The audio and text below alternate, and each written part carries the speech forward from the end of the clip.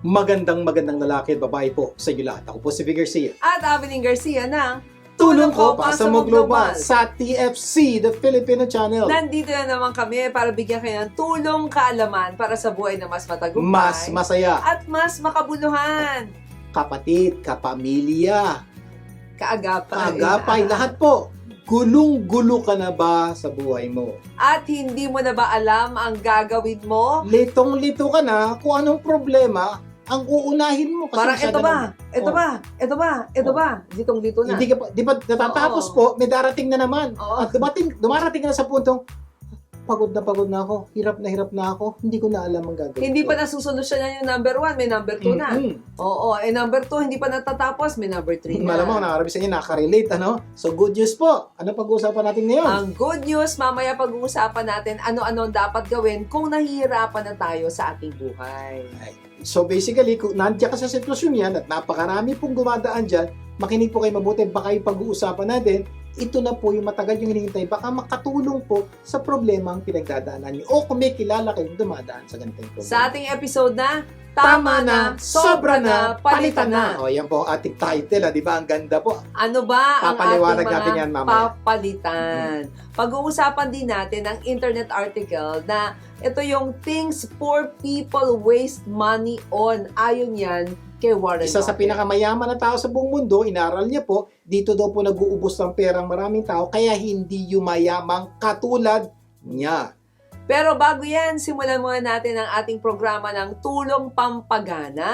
Dahil po ang paniniwala po namin, one idea can change your life. In this case po, one story can change your life. At sana po pakinggan niyo mabuti story natin ngayon. Ang Tulong Pampagana natin ngayon ay tungkol sa asawang Bingi. Yan. Nakilala po ba kayong asawa niyo o kaibigan niyo, kamag-anak niyo, bingi? Napakagandang kwento po nito. Pakinggan niyo.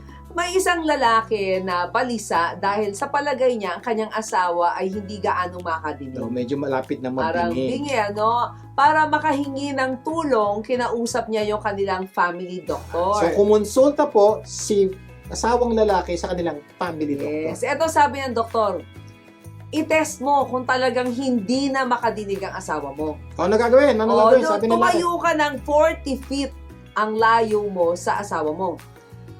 In a normal conversational Salita ka, speaking tone, Hmm. 'di ba? See if she hears you. Tignan mo kung Hmm. nadidinig ka.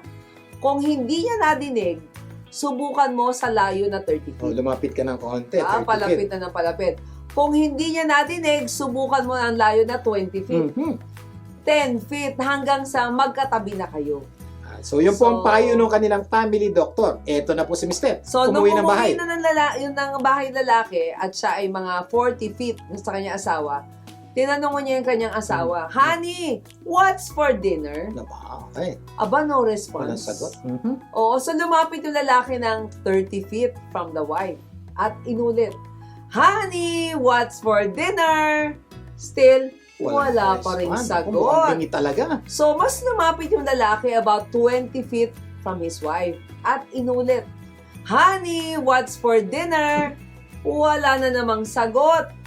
So, mas lalong lumapit yung lalaki about 10 feet Yan, from his malapit na wife. yan. Oh. Oo, at sinabi na namang, Honey, what's for dinner? Wala na namang sagot. Kaya tumabi na siya sa asawa niya at sinabi, Honey, what's for dinner? Sumagot ang asawang babae, Honey, for the 5th time, I've said, chicken! Yun pala. Yung pala po, yung lalaki ang hindi gaano makadinig at nakakadinig lang po siya pag malapitan. So, ang medyo nahihirapan na palang makapakinig yung lalaki. Ang akala niya, yung asawa niya ang bingi, siya pala. Hindi niya nadidinig yung sagot ng asawa niya. So, siguro tanong niyo, ano ang matututunan natin dito? Napakaganda po. Pakinggan niyo pong mabuti. Baka makatulong po sa inyo ito pag-uusapan. Lesson number 1. Before you start pointing fingers, make sure your hands are clean. Yan po, napaka-importante po. Ito po yung problema ng lalaki. Siya sabi, yung asawa ko hindi marunong makinig. Yung araw ko medyo bingi na, kaya hindi makaunawa. So, pinipilit niya po yung asawa niya may kasalanan. O asawa niya po may problema. Yung pala po siya. Kaya mabuti na lang, kumonsulta siya sa doktor. At least yung doktor po, nagabayan siya paano malaman kung sino talaga ang may kasalanan. Di ba ganun din naman tayo sa buhay? Mm. Di ba? Parang, ano sabi doon? Bago ka tumuro, Every time every time magtuturo ka, tatandaan mo, dalawa lang ang nakaturo Isa lang. doon. Ay, isama mo na to. ba ganyan, na dalawa. Oo, No. dalawa. Pero isipin mo, yung tatlo nakaturo sa'yo. Ito yung po, isang Diba? bagay. Ang putok po, bago kayo maghusga na mali ginawa niya, bakit niya sinabi yun, ang tanong, siya kaya may maling sinabi o ikaw? O baka naman kaya siya napagsalita ng gano'n, may nasabi ka. Kumisan po, ganun po tayo, masyado tayong judgmental. So, ingat po doon, unless you are dealing with facts. Sigurado ka, pero alam niyo po sa mga kwentuhan natin, palagay ikaw, ganito ang nangyari yan. Doon parang mali na eh. Palagay mo lang yun, hindi naman yun nangyari. Pero nagko-conclude ka na dapat ito gawin. Ako po, suggestion namin, iwasan niyo po yun. Baka kayo pala'y bingi, sinasabihin niyo ibang tao yung bingi. Problema yun. Ganon din eh, di ba? Minsan parang inisip natin, mali yung teacher eh. Oo. Yung pala, ikaw ang mali. Mali yung ginawa niya eh. Mali yung boss ko eh. Yung pala, ikaw ang mali. No? So, mas maganda na tignan muna natin. Katulad ng illustration natin kanina, di ba? Siguro siya, bingi yung kanyang asawa, di ba? Pero, yung pala, siya pala hindi makatulog. Bawal magtuturo. Okay? Ingat po magtuturo. Lalo na po yung pagkukwentuhan ng mga problema na iba na hindi nyo naman naunawaan. Ingat po kayo dyan. Lesson number 2. You understand things the way you perceive it, not the way it is. Yan po yung nangyari po dun sa lalaki. Ang pangunawa niya, yung babae ang bingi. Kasi normally po, yun ang ating pangunawa. So, ano yung perception natin? Ang perception natin, ay, bungi asawa ko. Hindi necessarily yung perception mo ay totoo. Not necessarily. Until it is validated. Kaya po napaka-importante, magandang ginawa po ng lalaki. Humingi siya ng tulong sa expert, which is the doctor. Ganun din po tayo. Kung di tayo sigurado sa mga pinagsasabi natin, ano tayo magsalita? Kung kailangan tayo magsalita sa isang bagay, humingi kayo ng tulong sa expert para at least may gabay po kayo bago kayo magsalita. Kaya Hindi pala kayo sa magkamali. isang banggaan, di ba? Pag kami nabangga, sabi, hindi, kasalanan niya yan. Kasi, Perception ng isa. Perception mo yon. Pero, Sabi ng isa, kasalanan niya. Yun ang perception niya. Kaya nga not the po, way it is. hindi ka sigurado, ano ba? So, doon papasok po yung mga police, yung mga investigador. Ano ba nangyari? So, Oo. basically, sila magsasabi kung sino may kasalanan. Kaya po, maski sa korte, hindi pwede yung, siya may kasalanan. Oo. Hindi po pwede. Ang tawag po doon, his word or her word against me. Against That's the reason why sa korte may testigo na hindi kayong dalawa. Oo. Yun po ang importante. Kasi pag kayong dalawa, perception lang yun. Kaya nga sabi ng isang quote, everything we hear is an opinion, Mm-mm. not a fact. Everything we see is a perspective, not the truth. Totoo Sabi yan. ni Marcus Aurelius. Kaya nga po, may nakita ka, hindi ka sigurado totoo yun. May nadinig ka, hindi ka sigurado. Bakit? May ibang tao, ibang pananaw sa nakita niya. Kaya ingat maging judgmental. Number 3, good judgment comes from experience, and a lot of that comes from Ito po ang bad ganda po nito. judgment. Maraming pong tao ngayon marunong na mag-judge. Bakit? Natuto po sila sa bad judgment nila before. Kaya ngayon, bago mag-iisip mabuti, mag-iimbestiga mabuti, bago magsalita. Kasi natuto na sila, sumabit Sumabit sila na. the last time, mag-judge sila ng mali. Sana ganun din po kayo. Oo. Number 4, don't be too quick to judge. You never know what someone is going through. Ayan, marami Totoo po. yan. Pwede pa, pag may nakita ka, ay, nakamali ginawa. Tanong, alam mo ba yung nangyayari? Ba't niya ginawa yun? Alam mo ba yung nasa isip niya? Alam mo ba yung sitwasyon? Ang problema, dami sa atin ang hilig po mag-judge ng ibang tao Oo. without knowing and understanding what's really happening. Ikaw, pakiramdam mo lang yun, pananaw mo lang yung nangyari, pero hindi ka sigurado. Kaya, don't be too quick. Huwag ka maging, jump into conclusion ka agad. Kaya ginawa niya to kasi galit siya sa akin. Kaya ganyan ginawa ito kasi gusto niyang gumanti sa akin. Hindi ka sigurado. Ay nako, hindi ka sigurado eh. Ano ba, maaring yung aksyon ng taong yon ay ganon because may pinagdadaanan siya. May iba. Okay, number 5. Ito You maganda. can never make the same mistake twice because the second time you make it, it's not a mistake. It's a choice. Ganda po. May mga pagkakataon po na nakapag-judge sa ibang tao. Yung mali yun. Oo. Pero, inulit mo yung pagkakamali. Nag-judge ka uli. Yes. It's no longer a mistake, sabi po ni Stephen Derns. That's a choice. Choice mo Pinili na. mo nang mag-judge ng wala pong basihan. laking problema na po. Huwag niyo pong gagawin. Naku, sana ha, na-inspire kayo at natuto tayo sa ating kwento ngayon at ang mga lesson. At syempre, ang tulong pampagana segment ay hatid sa inyo ng Butterberries Cafe Food Truck. Kaya bisitahin niyo po at mag-enjoy ng delicious Asian American fusion. Every Saturday po from 9 a.m. to 5 p.m. ay nasa Los Feliz Flea Market sila.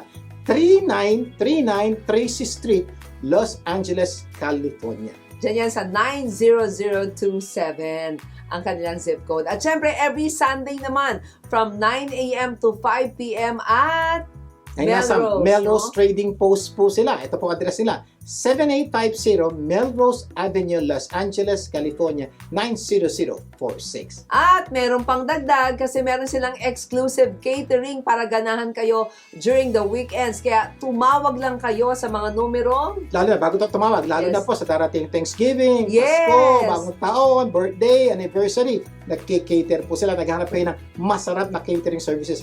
Ito numero, 323-610-9005, 323-244-9784. Sobrang sarap talaga ng mga pagkain sa Butterberries Cafe at syempre sulit sa budget ninyo. Kaya subukan nyo. Mamaya, sa tulong dagdag kaalaman, pag-uusapan natin ano ang dapat gawin kung nahihirapan ka na sa buhay. Magbabalik pa ang tulong ko pa sa mga global. Huwag bibitiw! Tulong ko asa mo, gaganda ang mundo.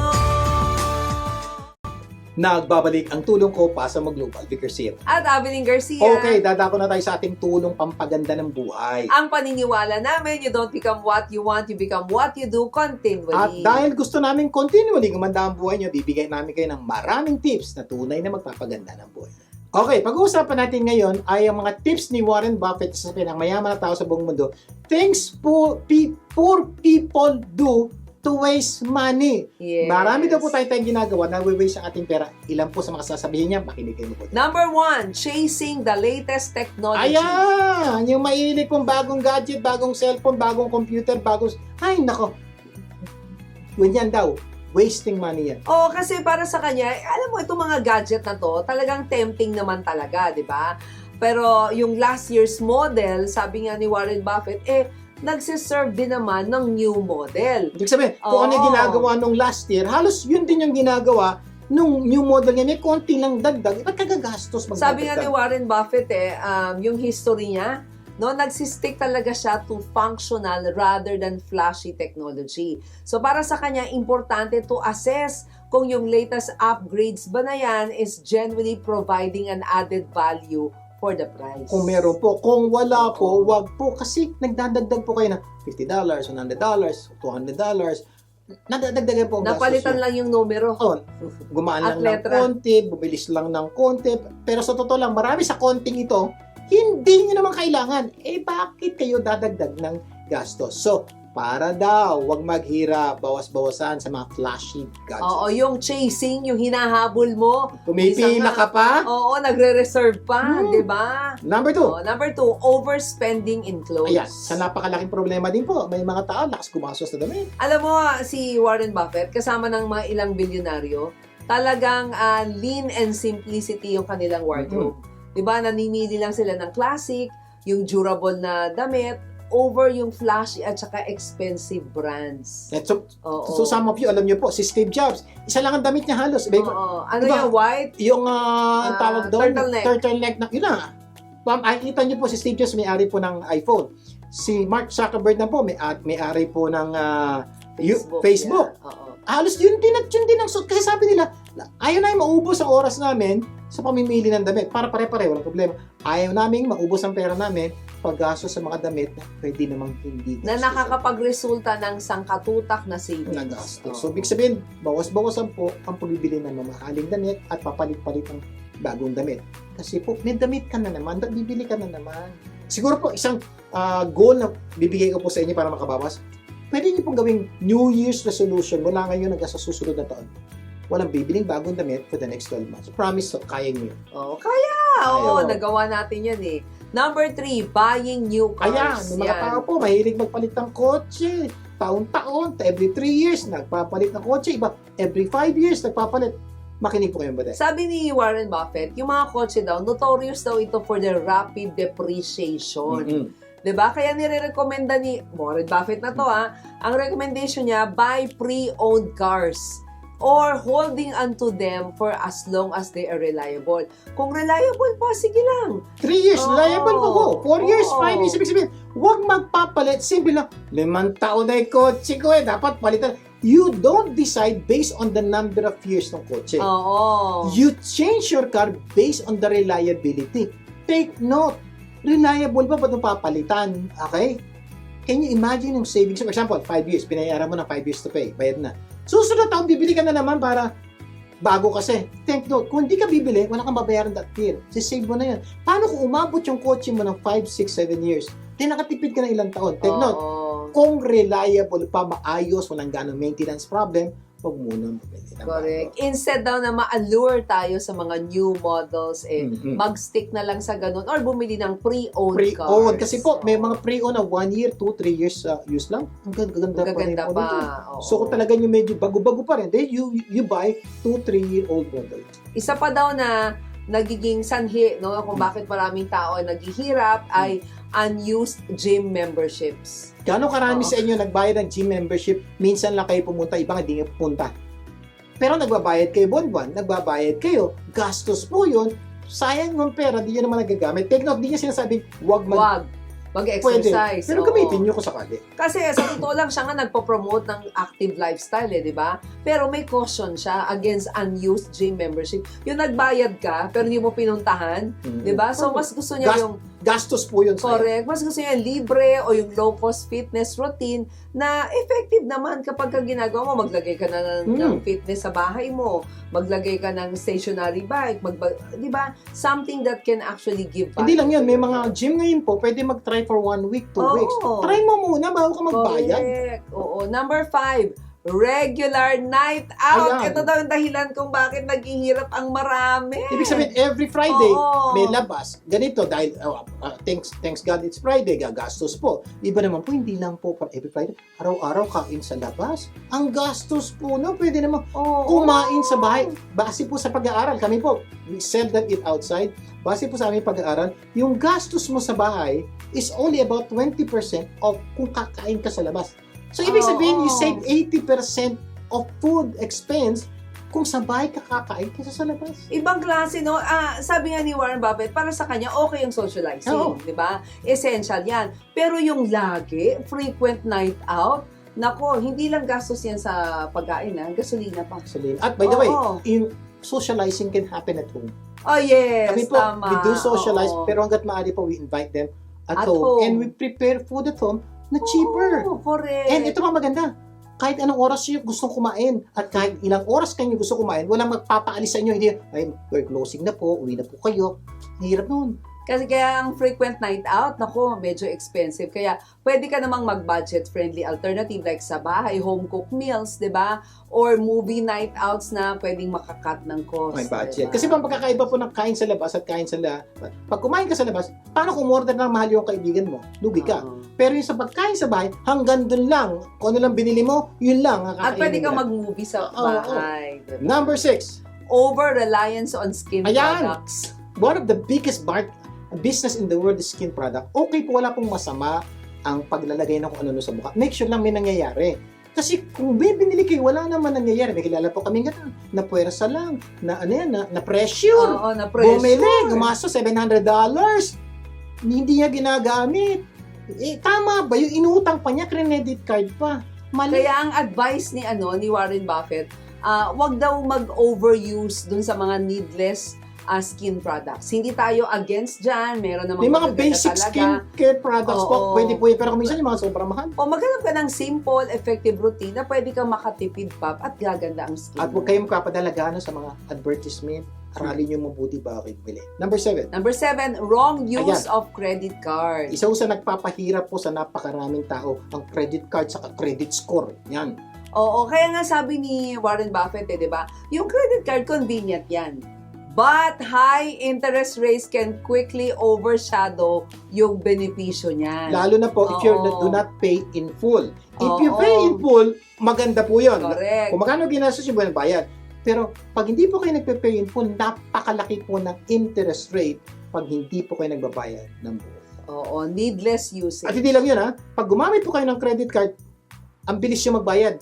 May nakita kayo. Walang lumalabas eh. Oo. Pero pag cash po ginamit nyo, parang ang tagal nyo bitawan. So, ibig sabihin, when you use cash, mas konti ang magagastos nyo. When you use credit card, mas malaki ang magagastos nyo. Kaya, payo namin bawas-bawasan ng credit card. Sana marami tayong natutunan sa ating pinag-usapan. Mamaya sa tulong dagdag kaalaman, pag-usapan natin ano nang dapat gawin kung nahihirapan ka na sa buhay mo. Magbabalik pa ang tulong ko para sa mga global. Huwag bibitiw!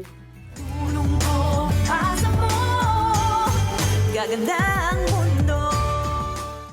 Nagbabalik ang tulong ko, Pasa Mo Global. Vic Garcia po. At Ameling Garcia. Dadako na tayo sa ating tulong dagdag kaalaman. Ito po ang ating weekly mental exercise. Kung saan hahanap tayo ng paraan para mas madagdagan ang ating kaalaman. Okay, kapamilya, alam mo bang napakaraming tao ngayon ang hirap na sa buhay? Dahil yan sa sunod-sunod na problema na dumadating sa buhay. At Diba? marami po kayong kilalang ganyan Oo. at baka malamang kayo rin po dumadaan dyan kaya makinig kayo mabuti. Kasama na dito yung pagkakasakit, Yeah. kamatayan, nawalan ng trabaho, nalugi sa negosyo, utang dito, utang doon. Ay, Maniningil dito, maniningil doon. Ito pa, away sa umaga, away sa gabi at napakarami pang ibang problema. Yung bang parang wala nang katapusan ng problema. Hindi pa tapos yung isa, meron na naman. Naku, may kilala ka bang dumadaan sa ganyang sitwasyon? Sana po kung may kilala po kayong dumadaan sa ganyang sitwasyon, share niyo po itong pag-uusapan natin. Baka makatulong po sa kanila. Yes, okay. O baka ikaw mismo, no, yung nanonood, baka ikaw mismo nasa ganitong kalagayan. So ano kaya ang mga bagay na dapat nating gawin? Okay, good news! Ang pag-uusapan natin ngayon ay ano-ano ang dapat gawin kung nahihirapan ka na sa buhay. Sa ating episode na, Tama na, sobra na, palitan na!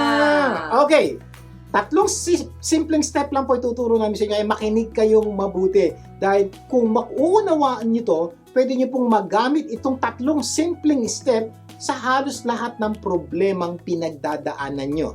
Kaya po, makinig kayong mabuti. Number 1, tama na ang paninisi sa iba. Yan. Isa po itong napaka-importanting step kasi kuminsan ito ang nagpapadagdag, nagpapalaki ng problema nyo. Dami nyo ng problema, dinadagdagan nyo pa. Kasi isa ito sa pinakamalaking dahilan, no? Bakit maraming tao nahihirapan at hindi makaalis sa kanilang sitwasyon, di ba? Yung parating nakapoint yung finger sa iba. Yan, parang ganito. Oo. Hindi naman ako may kasalanan dito. So, isipin mo, kaya ako nagdudusa dahil sa kanila. So, because of that, ito problema.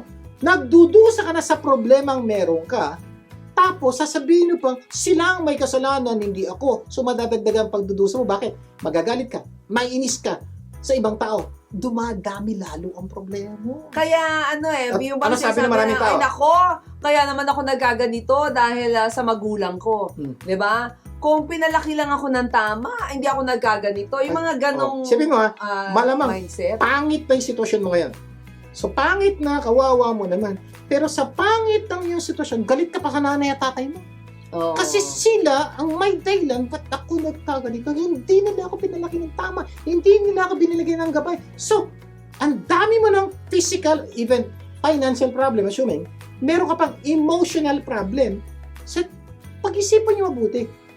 Sino nagpapahirap sa buhay mo? Assuming totoo na sila may kasalanan. Hindi pa nga sigurado kung sila may kasalanan. Problema mo kasi naninisi ka ng iba sa sitwasyon mo, itigil mo na yan. Oo, yung mga tipong, ay nako, kung hindi lang siya napangasawa ko, Ako! sana hindi nagaganito ang buhay ko. Sana yung napangasawa ko, yung man number 1, yung mga ganun ba? Ang laki ng problema mo. Kanina, sinisi mo nanay mo. Ngayon, sisisihin mo asawa mo. Pag-isipan ko lang mabuti sino ba namili ng asawa mo? Hindi ba ikaw? So, sino ang may kasalanan? Hindi ba ikaw? Sa dinami-dami ng pipiling asawa sa buong mundo, ba't siya pinili mo? So, sino may kasalanan?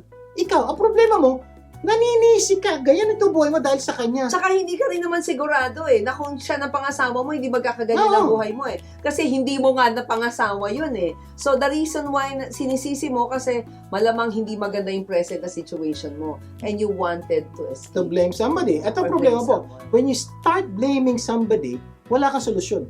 Bakit? Kasi siya may kasalanan. So, siya ang dapat magbago para maayos ang buhay mo. Ikaw wala. Ito problema malaki. Hindi mo pwede baguhin ang nanay mo. Ang hirap baguhin ang asawa mo. So, ibig sabihin, wala ka ng solusyon. Kasi sila ang may kasalanan. Unless admitin mo, it's my fault. Ito good news. Oo. The day you admit it's your fault, meron ka na magandang solusyon. Bakit? Ikaw may kasalanan. Kaya mong baguhin ang sarili mo. So pag binago mo sarili mo, may labang. Kaya, stop. Tigil mo na. Tigil mo nang manisi ng iba. O yung mga tipong, halimbawa, nag-away. Mm. Di ba? O merong argument. Siya naman na nagsimula, hindi naman ako Ayan, eh. may Di mga ba? ganyang sitwasyon. Oo. So, sisi ka na naman ng sisi. Because of that, tigil nyo na po yan dahil dinadagdagan, minumultiply nyo lang ang problema nyo when you continue blaming other people. Kaya ang payo namin, number 1, tama ng sisi ng iba. Or minsan, di ba, like sa negosyo or sitwasyon na, naku, kung hindi lang Kaya, nagka-pandemic, hindi na tao sinisisi Oo. ngayon, pandemic na. hindi ako magkakaganito, hindi magkakaganito ang buhay namin. Pero makikita mo, marami naman na kahit nagka-pandemic, umasenso ang buhay. Di ba? Di lang yun, pagsipin nyo mabuti, ilang taon na ang pandemic, may ibang tao po ang masakit po na sinisisi pa rin ng pandemic. Tigil nyo na yan dahil hindi aayos ang buhay nyo pag hindi kayo tumigil manisi ng iba. At marami pang dahilan, di ba? Yung madidinig mo na bakit nila sinisisi. Mhm. So yung napaka-importante po yan. O sabi ng ibang tao, kayo, dami kayo nadinig. Dahil sa ganito, sa ganito. Ang payo po namin, kung gusto nyong mabawasan ang inyong pasakit, pigati sa buhay nyo, tigil nyo ng manisi ng iba. Kaya kung pag-iisipan nating mabuti, totoo namang may apekto, no? May epekto, mga bagay na yan. Oo, may apekto o may epekto yung mga ginagawa ng ibang tao sa buhay natin, 'di ba? Pero ito ay epekto lang at hindi sila nagdidikta ng buhay natin, 'di ba? So pinapaliwanag lang po natin, Oo. totoo po, may epekto ang kilos ng asawa mo, ng magulang mo, ng anak mo, ng boss mo, Even the kapitbahay pandemic, mo, oo. even yung pandemic. Totoo po, may epekto sa iyo yun. Pero wag mo hayaang ito ay magdikta ng iyong kinabukasan. Yun po yung pinapayo po namin sa inyo.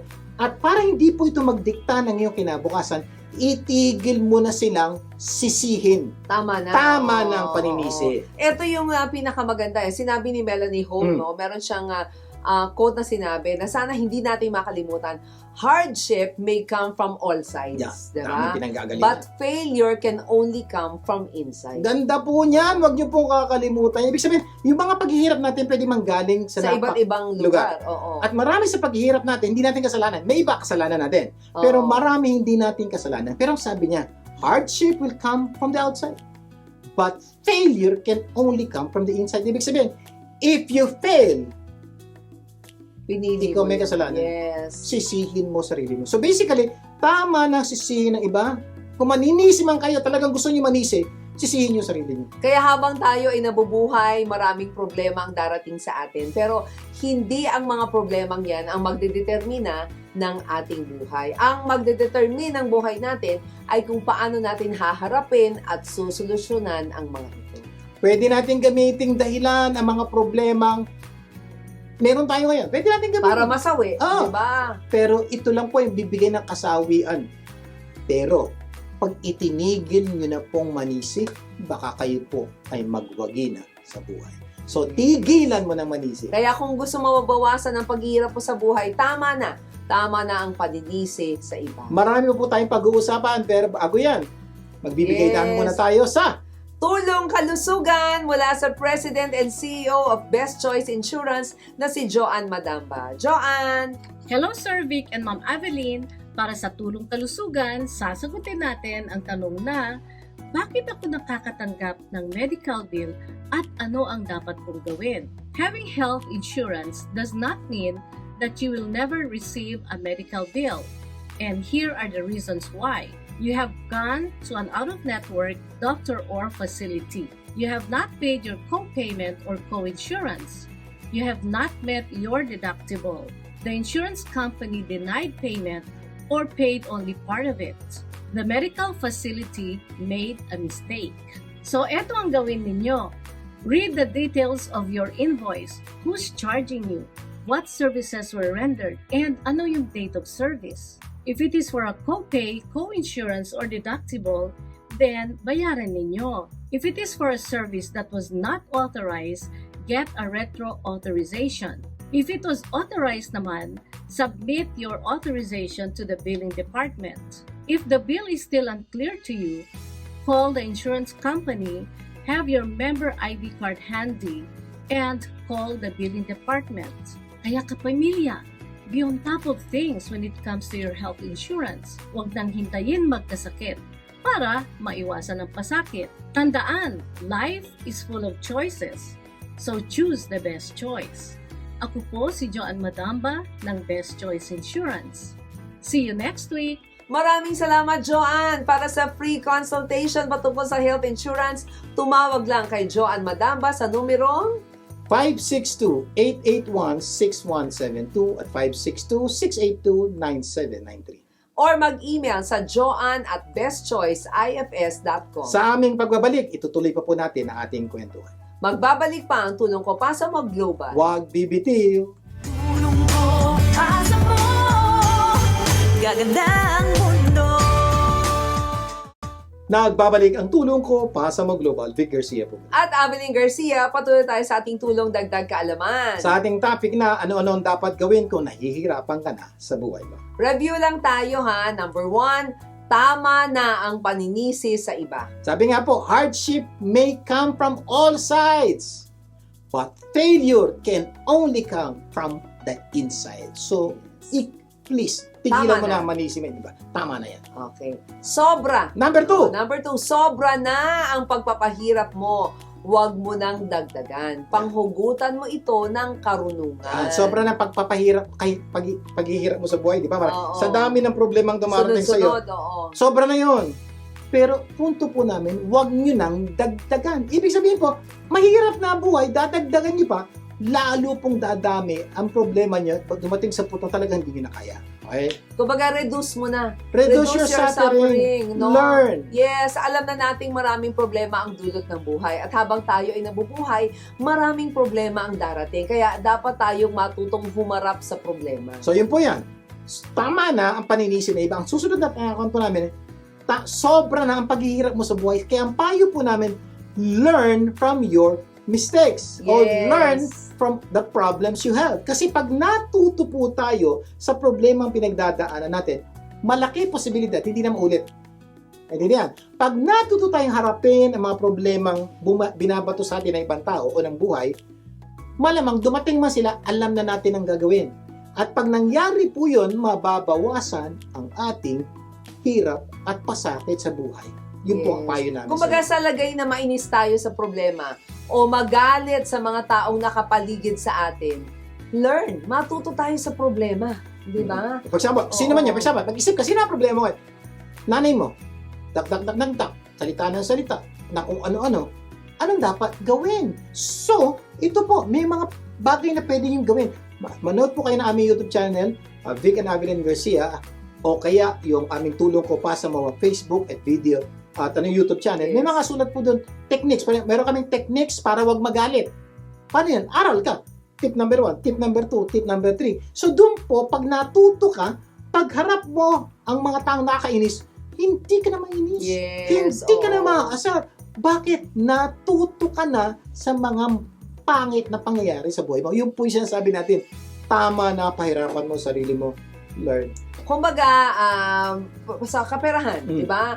Nabaon ka sa utang or nagkaroon ka ng problema sa meron kang pinasok na scam o whatever, di ba? Natuto ka na doon, tama na, wag mo nang dagdagan, di ba? So, ibig sabihin po, yung posibilidad na masolusyonan mo yung problema, konti na. Bakit? 5 problema mo ngayon, hindi na magiging 6, 7, 8, 10. Because you learn from it, magiging 5 na lang. At dahil 5 yan, tututukan mo isa-isa. Yes. Mamaya, 4 na lang. 3 na lang. 2 na lang. Bakit? Natuto ka na. So, ang critical po, ano mang problema pinagdadaanan mo ngayon, aralin mo kung paano matutong solusyonan yung problemang pinagdadaanan mo. May mga taong marami ng problema, dinadagdagan pa nila, di ba? May mga taong baon na sa utang, malungkot pa, problema sa baon sa utang, pero ano na yun, nandyan na yun di ba? Solusyonan mo na, wag mo nang dagdagan ng lungkot. Hindi po yung sabi natin, may problema ka sa pera, problema yun. Pag dinagdagan mo ng lungkot, dalawa na problema mo. So, ang punto namin ito, yung baon sa utang, wala ka pang solusyon ngayon. Maybe, until mag-aral ka. Yung kalungkutan, may solusyon ka. Ano yun? Piliin mo huwag malungkot kahit may problema ka. So, at least, ang problema na lang, isa.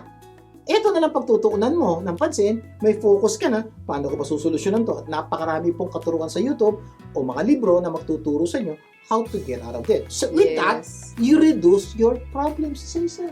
May mga tao namang problema sa pamilya. Oo, sa nanay, tatay, Galit kapatid. Mahirap yung problema mo sa pamilya, pero wag mo nang dagdagan ng galit. Bakit ka magdadagdag pa ng anger? Baka ikamatay mo pa. Oo, sabihin, galit ka na rito, magagalit ka pa. Yung galit po, pwede nyo pigilan. Yung problema binibigay sa'yo ng mga kapamilya mo, parang hindi mo kayang pigilan. So, isa na lang problema, may gawin dalawa. Kaya ka po Oo. nagpapatong-patong eh. May problema ka na, dadagdagan mo pa eh. Oo, kaya yung payo lagi natin, di ba? Sa may mga problema. Kapag may problema ka, don't suffer, learn. Learn. Yes, you have a problem.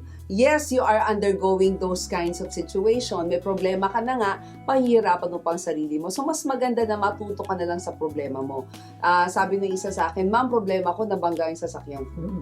Di ba? So, nabangga yung sasakyan mo, umiiyak ka. Ba't ka iiyak? May insurance ka. May insurance na, di pagawa mo, ma'am, perwisyo. Oh, pero wisyo. Diba? Normally naman, pag nagpagawa ka, iba may service. May service sasakyan. card naman. Sir, ito problema. Oo. Yung deductible. May babayaran ako, kaya pag nagpinagawa ko. Simple lang, di mo pagawa, may banggay kotse mo. Oo. Sir, gusto ko maayos. Di magbayad ng deductible. Ibig sabihin, kasama na, sistema na po yun, yun ang pinirmahan nyo. Huwag nyo nang Yes. palungkotin ang sarili nyo. Di, bayaran nyo na lang at pagawa mo yung sasakyan mo. Huwag nang malungkot dahil wala ka namang magagawa. Mas maganda pa nga, baka mas gumanda pa yung kotse mo, di ba? So, wag mo nang pahirapan ang sarili mo. Mas maganda matuto ka sa problema mo. Kung pwede, enjoyin mo na lang, di ba? Don't treat life like prison or a place of punishment and suffering. Kumbaga, treat life like a school or a place of fun and learning. Totoo po, ako po isang bagay po, sabi ko sa inyo, kung isa po nagkakasakit ako. At pagkasakit, parang maraming tao pa nagkakasakit, malungkot, parang depressed. Ako po, pag ako nagkasakit, pinipili ko po maging masaya habang ako nagkakasakit. Sir, paano ako magiging masaya? Okay, pag busy po tayo, dami natin gustong gawin. Gusto natin manood ng sine, gusto natin matulog, gusto natin magpahinga. So malungkot tayo dahil hindi tayo napagpapahinga, kawawa mo naman, nagtatrabaho ka, malungkot ka. Pag nagkasakit naman tayo, malungkot na naman tayo. Bakit hindi ako makapasok sa trabaho, hindi ako kikita, kawawa mo naman. Ako po, ito po.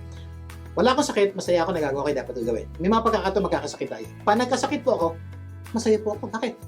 Nakapanood ang gusto ko panoorin, nakapagpapahinga ako, nakakatulog. Ibig sabihin, wherever I am, pinipili kong maging masaya at yun po'y payo namin sa inyo. Ano man ang sitwasyon nyo ngayon, pangit o maganda, pwede yung piliin maging masaya. Kaya magandang paalala, wag mo magano'ng isipin ang hirap na yung pinagdadaanan. Mas isipin mong mabuti kung ano ang dapat mong matutunan at anong dapat mong gawin. Kasi kapag mas madalas mong inisip yung iyong natutunan kaysa sa hirap ng yung pinagdadaanan, sigurado tayo mababawasan ang ating kalungkutan at baka sumaya ka pa sa gitna ng yung pinagdadaanan. At malamang, unti-unti, masusolusyonan mo na yung problema mo isa-isa. At magugulat ka na sa araw, "Hay, wala na akong problema. Kung meron na, maliliit na lang." Dahil marami kang natutunan, baka pwede mong pagkakitaan. Yeah, may mga Diba? pagkakataon O po marami yan. kang nalaman na pwede mong mapaganda yung buhay ng iyong pamilya or ng iyong kinabukasan. Napaka-importante po nitong step number 2. Oo. Don't suffer, learn. Okay? Tigil mo na papahirap mo sa buhay mo. Matuto ka na sa pinagdadaanan. The struggle you're in today is developing the strength you need tomorrow. Yun po. Paano magdi-develop kung hindi ka matutos? Kaya napaka-importante, hindi dahil may struggle ka, matututo ka na. Hindi. Dapat may struggle ka, aralin mo, matuto ka dyan, at malamang magpapalakas sa iyo yan. Kaya sobra na ang pagpapahirap mo. Huwag mo nang dagdagan, panghugutan mo ng karunungan. Reduce your suffering and learn. Mamaya, itutuloy pa po natin ang ating kwentuhan. Magbabalik pa ang tulong ko, pasa mo global. Huwag bibitiw! Tulong ko, pasa mo. Gaganda ang mundo.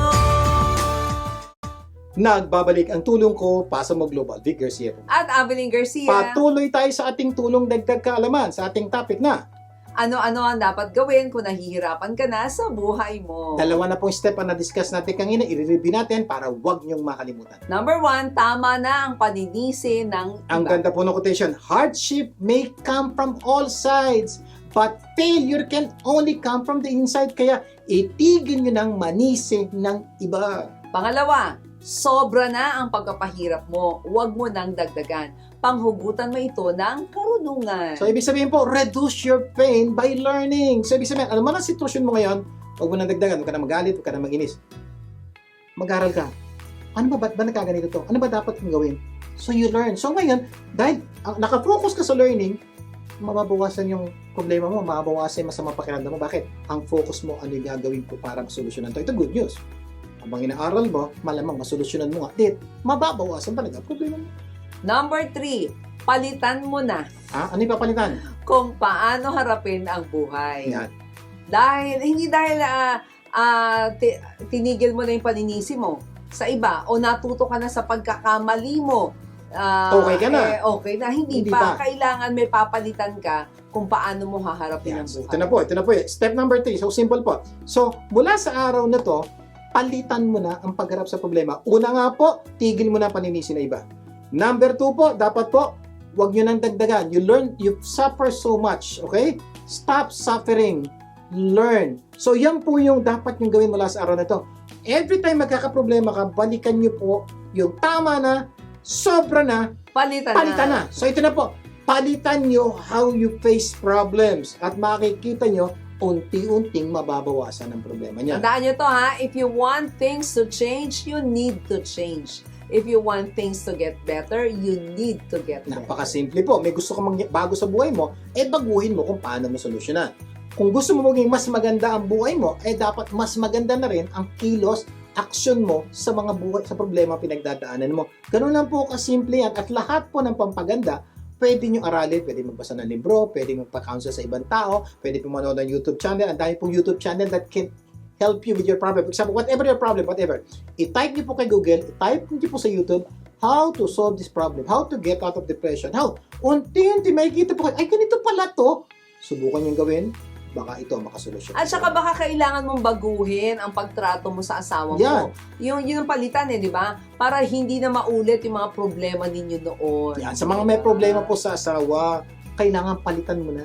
Palitan mo na kung paano mo siya tatuwin, palitan mo na kung paano siya kausapin. Then, ito po ang nag-uugat, ba't kayo nagkakaproblema?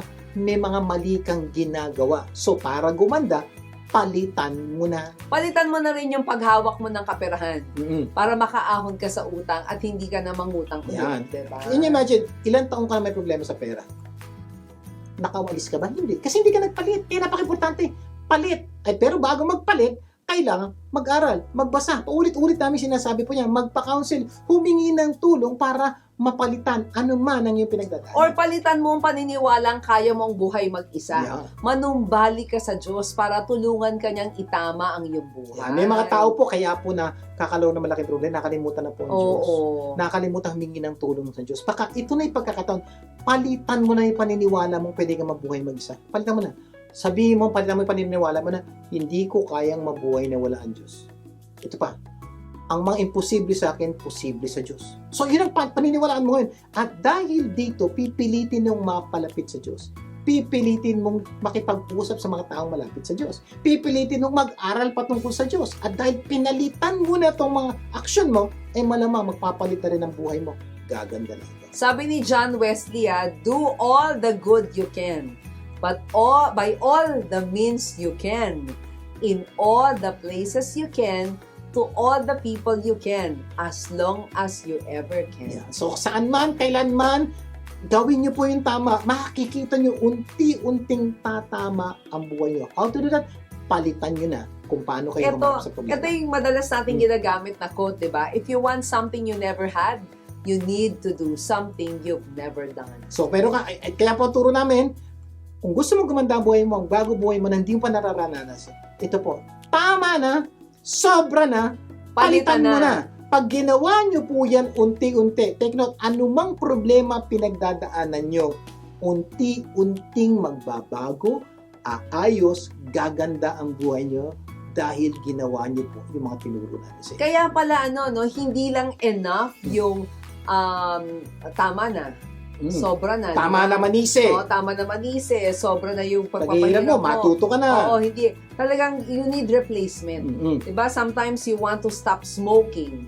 Pero, hindi mo naman basta isa-stop yan. You find a replacement that will replace that habit. Iba po ang ginagawa po, they chewing gum. Oo. So, you need to replace something. Ang punto po, may dapat kang baguhin para gumanda ang buhay mo. Hindi po magic na bigla lang paggising mo sa umaga, wala ka ng problema. Oo. Hindi po. Don't have that mindset. Hindi po. By dapat kang palitan para magpalit ang buhay na iyong kinalalagyan ngayon. Kaya po, tama na, sobra na. Palitan mo na ang mga ginagawa mo sa buhay. Wow! So ano-ano ang dapat gawin kung nahihirapan ka na sa buhay mo? Number 1. Recap lang.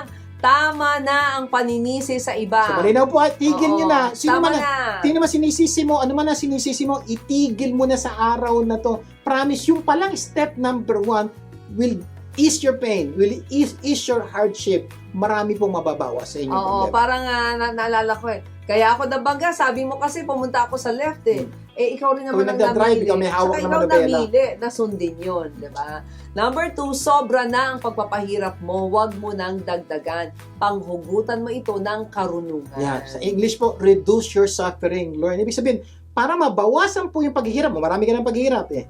Aralin mo yung paghihirap mo. At ano yung natutunan mo? Ano yung Oo. natutunan mo at aralin mo kung paano solusyonan. Alam niyo po, pag inaral niyo yung problema niyo, promise po, marami sa problema niyo mawawala. Bakit? Inaral niyo kung paano solusyonan niyo. Yes. At number 3, palitan mo na kung paano haharapin ang buhay. Replacement, Hmm, diba? Sabi nga po namin, if you want something you never had, wala ka pa. You need to do something you never done. Gumawa ka ng bagay na hindi mo pa nagagawa. Unti-unti, masusolusyonan ang problema. Wow! Nako, kapamilya, sana marami tayong natutunan sa ating pinag-usapan. Hindi lang natutunan. Sana i-apply natin to sa ating pang-araw-araw na buhay. At next week po, kita-kita po tayo ulit. Dahil pa natin pag-uusapan na tunay na kapaganda ng inyong buhay at ang mamahal niyo sa buhay. Closing prayer tayo? Manalangin tayo. Amang nasa langit, maraming po salamat sa pagkapaalala niyo sa amin na may mga dapat kaming itigil na, tama na, sobra na at dapat palitan na. Patuloy po dalangin ko sa lahat ng tao na nanonood na nakikinig ngayon. Tulungan niyo po sila. Kung ano yung dapat nilang itigil, kung ano yung sobra na sa buhay nila, at kung ano yung dapat nilang palitan para gumanda na. Pagpalain niyo po lahat ng Pilipino saan mang sulok ng mundo. Lahat ito'y dalangin namin sa pangalan ni Jesus.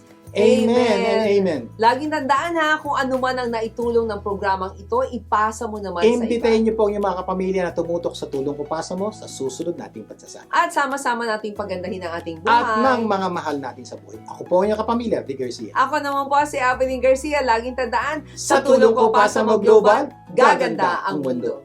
Tulong ko, asa mo, gaganda ang mundo.